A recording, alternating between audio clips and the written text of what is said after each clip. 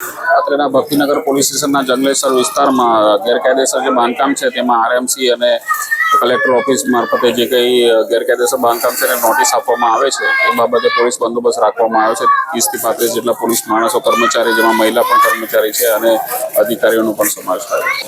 હાલમાં નોટિસ તો શરૂ જ છે, હમણાં 50 જેટલી તો નોટિસ આપી દીધી છે અને કાર્યવાહી પણ ચાલુ છે અને 30 જેટલા માણસોનો બંદોબસ્ત છે અને 700થી વધારે નોટિસો આપવામાં આવશે.